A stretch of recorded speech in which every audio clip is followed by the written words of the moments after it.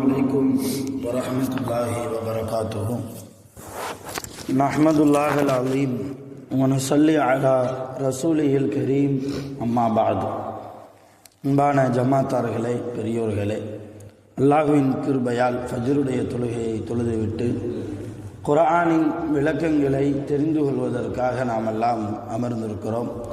ரப்பு சுப்ஹானஹு வ தஆலா நம்முடைய எல்லா அமல்களையும் பரிபூர்ணமாக கபூல் செய்வானாக. ஆமீன். கைர் பரக்கத்துகள் நிறைந்த நாளாக கெட்ட முடிவுகளை விட்டும் முசீபத்துகளை விட்டும் உலகத்தின் ஆபத்துகள் அல்லாஹ்வின் படைப்புகளின் தீங்குகளை விட்டும் பாதுகாப்பு பெற்ற நாளாக அல்லாஹ் இந்த நாளை நமக்கு அமைத்து தருவானாக. ஆமீன். சங்கையானவர்களே, வஸ்ஸமாஇ வத்தாரிக் என்கிற சூறாவை குறித்து இன்றைக்கு நாம் தெரிய இருக்கிறோம். இந்த சூரா எதனால் இறக்கப்பட்டது, எப்பொழுது இறக்கப்பட்டது என்றால், நபி ஸல்லல்லாஹு அலைஹி வஸல்லம் அவர்கள் ஒரு தடவை அபூ தாலிப், தன்னுடைய சிறிய தந்தை அபூ தாலிப் அவர்களுடைய வீட்டிற்கு போனபோது நபி ஸல்லல்லாஹு அலைஹி வஸல்லம் அவர்களுக்கு சாப்பிடுவதற்கு பாலையும் சில ரொட்டி துண்டுகளையும் அபூ தாலிப் அவர்கள் கொண்டு வந்து கொடுத்தார்கள். அந்த நேரத்தில் திடீரென்று அபூ தாலிபுடைய வீட்டிற்குள்ளே ஏதோ ஒரு பயங்கரமான ஒரு வெளிச்சம் சட்டென்று வந்து போனது.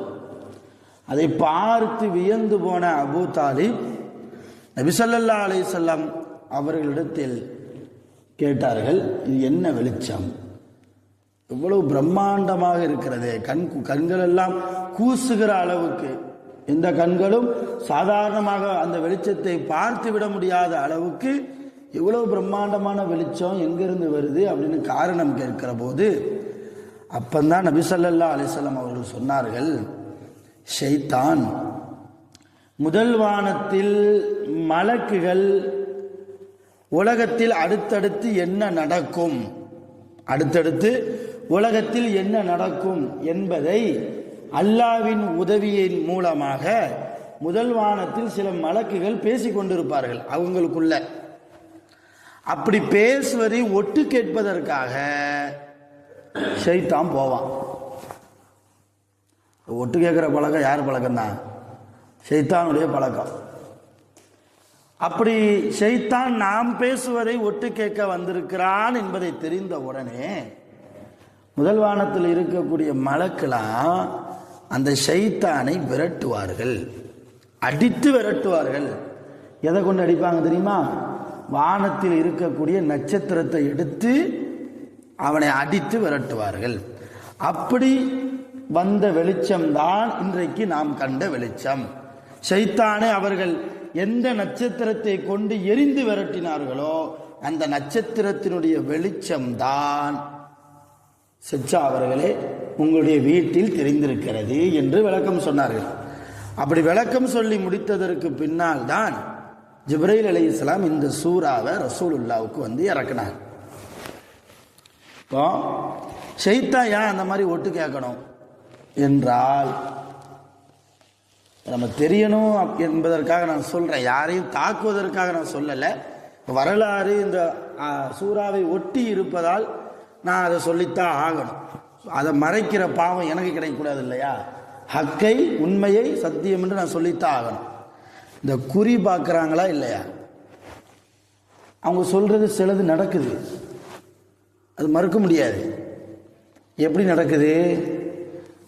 இப்படி வானத்தில் மலக்குகள் பேசுவதை ஷைத்தான் ஒட்டு கேட்டு இந்த குறி சொல்பவர்களிடம் வந்து ஓதுகிறான். அவனுடைய அந்த குறி சொல்லக்கூடியவர்களுடைய சிந்தனையில் ஷைத்தான் போடுகிறான்.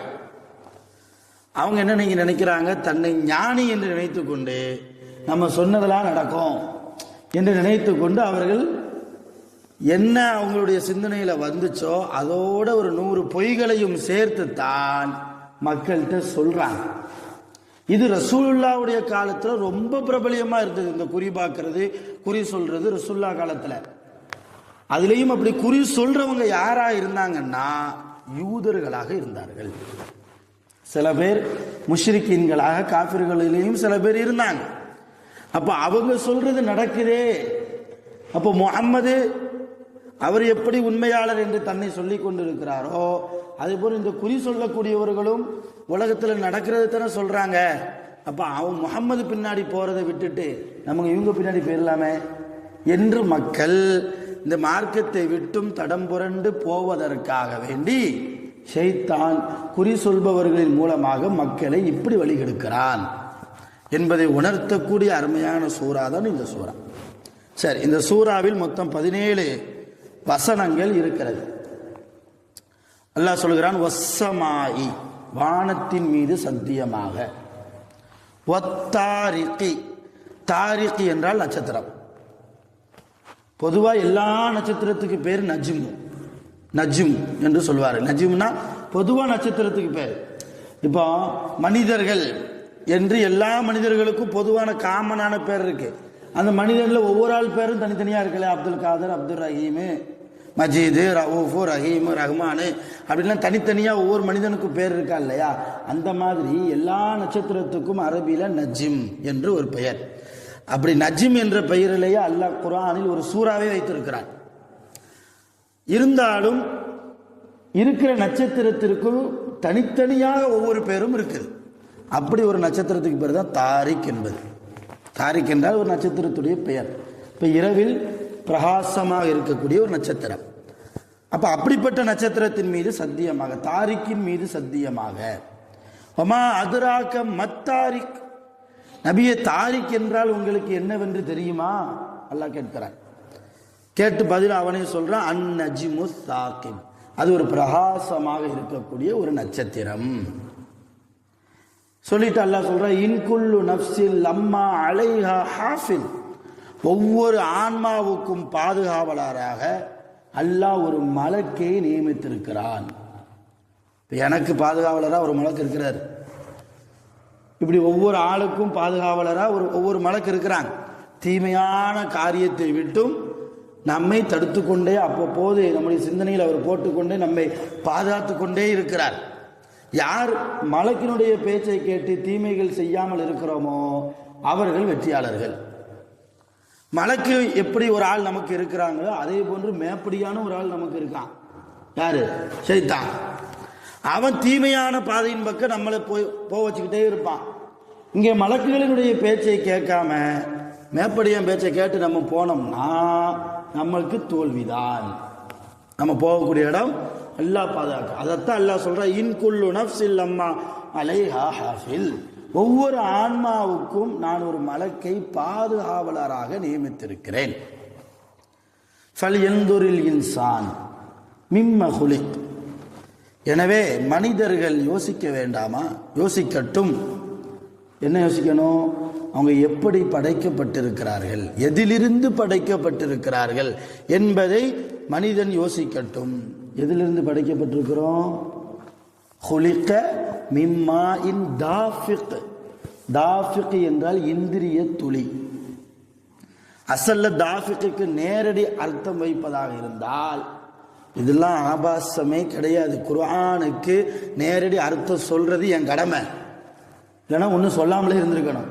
சொல்றேன்னு வந்துட்டு சில பேர் ஆபாசமா எடுப்பாங்களோ என்றெல்லாம் நினைச்சோம்னா அல்லாஹ்வுக்கு முன்னால் நான் பதில் சொல்லி ஆகணும் என்பதால் குர்ஆனில் அல்லாஹ் சொன்ன வார்த்தைக்கு நான் அர்த்தம் சொல்றேன். குலிக மிம்மா இன் தாஃபிக். தாஃபிக் என்றால் பாய்ந்து வரக்கூடிய இந்திரிய துளி என்று அர்த்தம். அப்ப அப்படிப்பட்ட இந்திரிய துளியில் இருந்துதான் மனிதன் செய்யப்பட்டிருக்கிறார், படைக்கப்பட்டிருக்கிறான் என்று அல்லாஹ் சொல்றான். சாதாரணமா நம்முடைய ஆடைகளில் இந்திரிய துளி பட்டு விட்டால் அந்த ஆடையோடு தொழுகைக்கு வருவது கூடாது, ஹராம் இல்லையா? அது நஜீஸ். அப்ப எந்த இந்திரிய துளியை உடம்பிலிருந்து வெளிவந்ததற்கு பின்னால் நாம் நஜீஸ், அருவருப்பு என்று கருதுகிறோமோ அப்படிப்பட்ட அருவருப்பான வஸ்துவில் இருந்து தான் நாம் என்ன செய்யப்பட்டிருக்கிறோம், படைக்கவே பட்டிருக்கிறோம். ஒரு அருவருப்பான வஸ்துவிலிருந்து படைக்கப்பட்ட நமக்கு பெருமை இருக்கலாமா? முகஸ்துதி இருக்கலாமா? நான் பெரியவன் நீ பெரியவன் என்கிற போட்டி பொறாமை இருக்கலாமா? அதைத்தான் சொல்றான் அல்லாஹ்.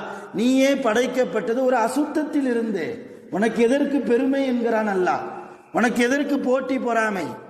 நீ எதற்கு நான் பெரியவன் நீ பெரியவன் என்றெல்லாம் பேசுகிறாய்? எல்லாவற்றிற்கும் பெரியவன் அல்லாஹ் தான். சரி, அந்த இந்திரிய துளி எங்கிருந்து வருது, எங்க உற்பத்தி ஆகுது?